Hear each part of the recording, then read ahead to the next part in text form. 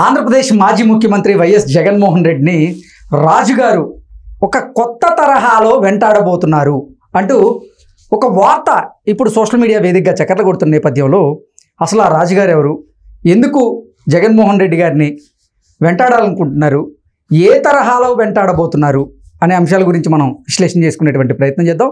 ప్రస్తుతం మనతో పాటు ఉన్నారు ప్రముఖ సీనియర్ జర్నలిస్ట్, ప్రముఖ రాజకీయ విశ్లేషకులు సిఎస్ రావు గారు. సార్తో మాట్లాడతాం. సార్ నమస్తే. సార్ నమస్తే. జగన్మోహన్ రెడ్డిని రాజుగారు ఒక కొత్త తరహాలో వేటాడబోతున్నారు అంటూ ఒక వార్త సోషల్ మీడియాలో చక్కర్లు కొడుతుంది. ఇంతకీ జగన్మోహన్ రెడ్డిని వేటాడబోతున్న ఆ రాజుగారు ఎవరు, ఏ తరహాలో వేటాడబోతున్నారు అంటే ఏం చెప్తారు? సో కొత్తగా అందరికీ చెప్పాల్సిన అవసరం లేదు. ఆయన జగన్మోహన్ రెడ్డిని వేటాడుతున్నటువంటి ఒకే ఒక రాజు రఘురామకృష్ణరాజు. ఆయన వేటాడినట్టు జగన్మోహన్ రెడ్డిని మరొకళ్ళు ఎవరు వేటాడల. ప్రధాన ప్రతిపక్షంగా ఉన్నటువంటి చంద్రబాబు నాయుడు కూడా ఆ తరహాలో వేటాడల. ఈయన సరే ఆయన ప్రతిపక్ష నేత కాబట్టి ప్రతిపక్ష నేతగా ఆయన కార్యక్రమంలో ఆయన ద్వారా ఆయన చేశారు. బట్ రఘురామకృష్ణరాజు వైఎస్ఆర్ కాంగ్రెస్ పార్టీలో ఉంటూ వైఎస్ఆర్ కాంగ్రెస్ పార్టీలో ఎంపీగా గెలిచి ఆయన రచ్చబండ అనేటువంటి కార్యక్రమం ద్వారా ఏ విధంగా వేటాడాడు జగన్మోహన్ రెడ్డిని అనేది మనం అందరం చూసాం.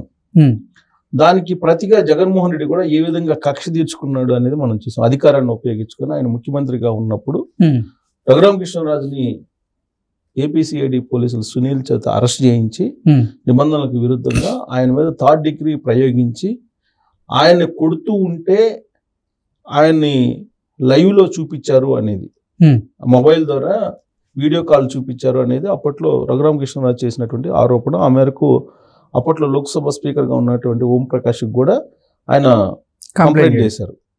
కంప్లైంట్ చేసి విచారణకు కూడా కోరాడు ఆయన. కానీ జగన్మోహన్ రెడ్డి అధికారంలో ఉన్నాడు, నరేంద్ర మోడీ తోటి మంచి సంబంధాలు కలిగి ఉన్నాడు కాబట్టి దాని మీద విచారణ ముందుకు కదలలేదు. ఇప్పుడు రఘురామకృష్ణరాజు డే వచ్చింది, రఘురామకృష్ణరాజు టైం వచ్చింది ఇప్పుడు. అందుకే ఇప్పుడు మరొక పందాలో వేటాడుతున్నాడు. ఫలితాలు వచ్చేంత వరకు ఒక రకమైనటువంటి పోరాటం చేశాడు రఘురామకృష్ణరాజు.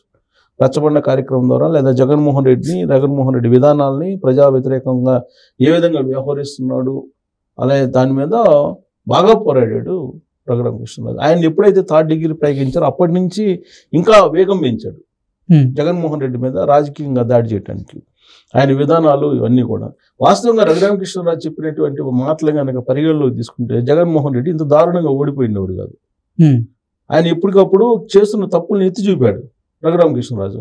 అదే సజ్జల రామకృష్ణారెడ్డి ఏది చేసినా కానీ భలే అంటూ బాగా ఊదాడు. సీన్ కట్ చేస్తే ఇప్పుడు 11 స్థానాలకు పరిమితం అయ్యాడు జగన్మోహన్ రెడ్డి. అదే రఘురామకృష్ణరాజు మాట్లాడినట్టయితే ఖచ్చితంగా ఎంతో కొంత అట్లీస్ట్ 11 కాకపోయినా కొంత గౌరవప్రదంగా స్థానాలు ఉండేవి.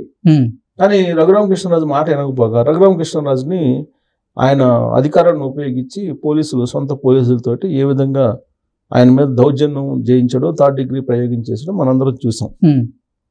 ఇప్పుడు రఘురామకృష్ణరాజు టైం వచ్చింది. రఘురామకృష్ణరాజు ఇప్పుడు తెలుగుదేశం పార్టీలో ఉన్నారు. తెలుగుదేశం పార్టీలో ఎమ్మెల్యేగా గెలిచాడు. రేపు మాప ఆయన మంత్రిగా ప్రమాణ స్వీకారం చేసేటువంటి అవకాశం ఉందని అంటున్నారు. రఘురామకృష్ణరాజు గారు మంత్రి కాబోతున్నారా, రఘురామకృష్ణరాజు గారు స్పీకర్ కాబోతున్నారా?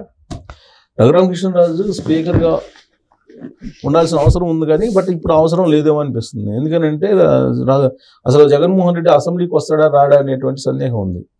ఆయన అసలు అసెంబ్లీకి రాడు అనేది కూడా వినిపిస్తుంది. ఆయన అసెంబ్లీకి రానప్పుడు రఘురామకృష్ణరాజు స్పీకర్గా ఉండాల్సిన అవసరం కూడా లేదు. సో కాబట్టి సరే ఆయన స్పీకర్ అవుతాడా లేదా అనేది తెలిసింది, 2-3 రోజుల్లో తెలిసింది. ఆయన అయితే స్పీకర్గా అయితే బాగుంటుంది అని చెప్పి ఆయన అభిమానులు అందరూ కూడా అనుకుంటున్నారు.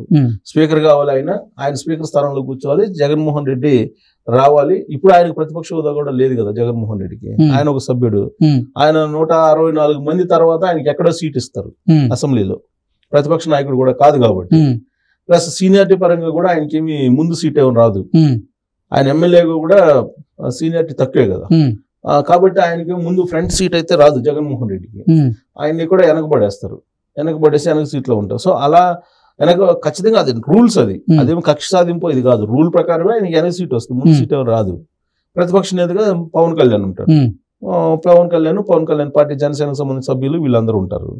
ఈయన జగన్మోహన్ రెడ్డి వెనక ఎక్కడో వేస్తారు. ఆయనకు వచ్చింది 11 కాబట్టి ఆ 11లో ఒకటిగా ఉంటాడు ఆయన. సో కాబట్టి ఈయన ఒకవేళ స్పీకర్ అయినా కానీ ఆయనకేమో వచ్చే టైం కూడా తక్కువే జగన్మోహన్ రెడ్డికి. అంటే టైం ఉంటుంది కదా, అంటే ఆయా పార్టీలకు వచ్చినటువంటి సభ్యులను బట్టి టైం కేటాయిస్తారు మాట్లాడటానికి. సో 11 మంది కాబట్టి ఆయనకి అత్యంత తక్కువ టైం వస్తుంది. కాబట్టి రఘురామకృష్ణరాజు ఆయన్ని అదుపులో పెట్టాల్సిన అవసరం కూడా లేదు స్పీకర్గా ఉంటూ. కాబట్టి అంత అవసరం ఉండకపోవచ్చు. కాబట్టి రఘురామకృష్ణరాజు మినిస్టరే తీసుకుంటారేమో అని అనిపిస్తుంది, లేదా ఆయన డిప్యూటీ స్పీకర్ గానే అట్లా పరిమితం చేస్తారేమో అనిపిస్తుంది ఒకటి. రెండు ఏంటంటే, ఇప్పుడు రఘురామకృష్ణరాజు మరొక యుద్ధాన్ని ప్రారంభించాడు జగన్మోహన్ రెడ్డి మీద. అసలు జగన్మోహన్ రెడ్డి అనే అతను రాజకీయాల్లో ఉండకూడదు అనేది లక్ష్యం రఘురామకృష్ణరాజు. ఎందుకనంటే జగన్మోహన్ రెడ్డి మళ్ళీ గెలుస్తాడు, లేదంటే మళ్ళీ ఆయన పార్టీ నిలబడుతుందంటే అసలు వచ్చే ఇండస్ట్రీస్టులు రారు అనేది ఆయన భావన. ఇప్పుడు ప్రభుత్వం మారింది, ప్రభుత్వం మారిన తర్వాత పారిశ్రామికవేత్తలు, వ్యాపారవేత్తలు, వాణిజ్యవేత్తలు ఇప్పుడు ఆంధ్రప్రదేశ్ వైపు చూస్తున్నారు. ఆల్రెడీ అమరావతి పనులు ప్రారంభమయ్యాయి. కొంచెం వేగం ముంచుకున్నటువంటి ఈ తరుణంలో జగన్మోహన్ రెడ్డి అనే అతను ఉన్నాడు, ఆయన మళ్ళీ పార్టీ నిలబెడతాడు అనేటువంటి సంకేతాలు కనుక పారిశ్రామికవేత్తలు, వాణిజ్యవేత్తలు, వ్యాపారవేత్తల్లోకి వెళ్తే వచ్చేటువంటి వాళ్ళు రారేమో, మళ్ళీ పొరపాటున మళ్ళీ నెక్స్ట్ ఎలక్షన్ 2029లో ఇతను ఏమన్నా పోటీ చేసి వస్తాడేమో అనేటువంటి అనుమానం ఉంటే రారేమో అనేటువంటి ఒక భావన రఘురామకృష్ణరాజులో ఉంది. అందుకే ఇప్పుడు జగన్మోహన్ రెడ్డి అనే అతను అసలు రాజకీయాల్లో ఉండకూడదు, రాజకీయాలకు పనికిరాడు, రాజకీయాల్లో ఉండకుండా చేయాలి అనేది రఘురామకృష్ణరాజు యొక్క యుద్ధం, ఫైనల్ యుద్ధం. దాంట్లో భాగంగా ఇప్పుడు గుంటూరులో ఆయన కేసు పెట్టాడు జగన్మోహన్ రెడ్డి మీద. జగన్మోహన్ రెడ్డి అధికారంలో ఉన్నప్పుడు తన మీద 3rd డిగ్రీ ప్రయోగించారు అనేది ఆయన కేసు పెడుతూ హత్యాయత్నం చేశారు, హత్య చేయబోయారు. ఆ రోజున హార్ట్ ఆపరేషన్ చేయించుకొని ఉన్నాను అని చెప్పినప్పటికీ కూడా మందులు ఇవ్వకుండా పోలీసులు, ఆ సునీల్ అనే అతను ఏపీసీఐడి చీఫ్ గా ఉన్నటువంటి సునీల్ మందులు ఇవ్వకుండా, సునీల్ అప్పుడు కొన్ని రోజుల్లో సునీల్ ఆయన అరెస్ట్ చేసినప్పుడు సునీలే ఉంది. సో మందులు ఇవ్వకుండా ప్లస్ ఆయన మీద కూర్చొని తొక్కి హత్య చేయబోయారు అనేటువంటిది ఆయన చెప్తున్నాడు. దానికి సంబంధించిన కొన్ని ఆధారాలు కూడా ఉన్నాయి. కాబట్టి జగన్మోహన్ రెడ్డి ఆ సునీల్ ఇద్దరిని నిందితులుగా చేరుస్తూ వాళ్ళ మీద కేసు పెట్టండి, 307 పెట్టి అరెస్ట్ చేయండి అని చెప్పి కేసు పెట్టాడు. కేసు పెడుతూ దాని మీద పోరాటానికి సిద్ధమయ్యారు. దాంతో పాటు ఇప్పుడు జగన్మోహన్ రెడ్డి కేసులు ఏవైతే ఉన్నాయో, ఆల్రెడీ పాత కేసులు ఉన్నాయి కదా, సిబిఐ కేసులు ఉన్నాయి కదా, వాటన్నిటిని త్వరితగతిన విచారించాలి అనే దాని మీద ఆయన ఆల్రెడీ పిటిషన్ వేసున్నాడు. ఆ పిటిషన్ ఇప్పుడు హైకోర్టులో ఉంది. సో ఆ కేసుల మీద పోరాటంతో పాటు ఇప్పుడు కొత్తగా ఇప్పుడు హత్యాయత్నం తన మీద హత్య చేయబోయారు, హత్య చేయడానికి వాళ్ళు ప్లాన్ చేశారు, తనని 3rd డిగ్రీ ప్రయోగించారు, వీటన్నింటిని ఆధారాలు సబ్మిట్ చేస్తున్నారని చెప్పి గుంటూరులో పోలీస్ స్టేషన్ లో కంప్లైంట్ చేశారు.